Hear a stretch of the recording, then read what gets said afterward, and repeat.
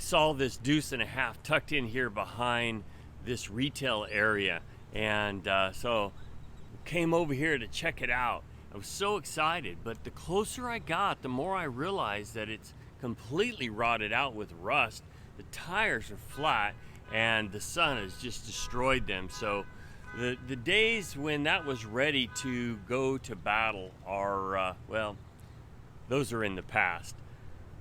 What we're talking about today is rules for engagement for Israel, and God is preparing his people as they enter into the promised land, that how they're going to fight this battle. And he's obviously going to fight it for them, but he wants them to be prepared. And this is what it says in Deuteronomy 20, verse 4. For the Lord your God, he that goeth with you to fight for you against your enemies to save you. And so here in this passage, he's saying that God is going to go with you, and he is the one that's going to fight your battles.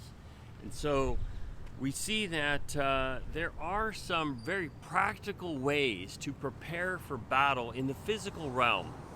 I'm not sure if you've ever heard or read of the book Art of War, but it talks about this whole kind of psychology behind battle and how to prepare your mind for it. The devotionalist makes a segue, and it makes sense right into the spiritual world. I hope we understand that the enemy is always on attack, and he is constantly trying to find the weakness within us. And I wonder how much of our spiritual lives kind of look like this, to where it's just kind of dilapidated. It's not really prepared. And if you think about the idea of preparing, you've got to prepare on a daily basis.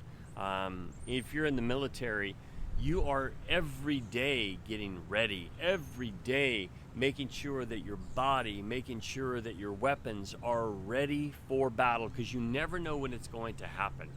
If you take a look at what's going on in our world today, in the physical world, you see that the food supply is under attack. And so farmland is being gobbled up and set aside. There are processing plants that have caught fire, some 20 plants that have caught fire. And so the food situation is dire. And so if you look ahead, that is really going to weaken our nation and our people. Well, spiritually speaking, how much of us have been weakened spiritually because we've shut ourselves off from the sustenance that we can only get from the Word of God. So how is it that we can prepare for the future? Well, one is to have a really good spiritual diet, to be found in the Word of God, to be feasting in the Word of God.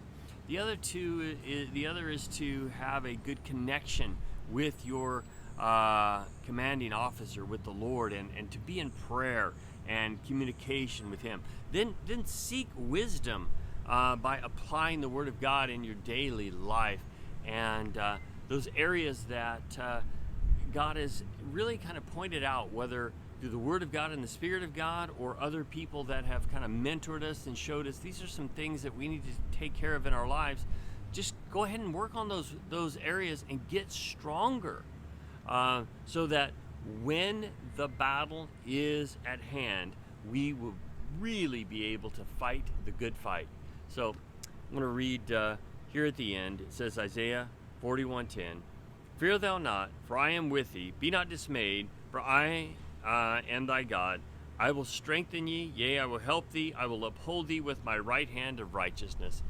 The battle is the Lord's. We just need to be completely surrendered to Him and obedient to His word. May God bless you. Thank you so much.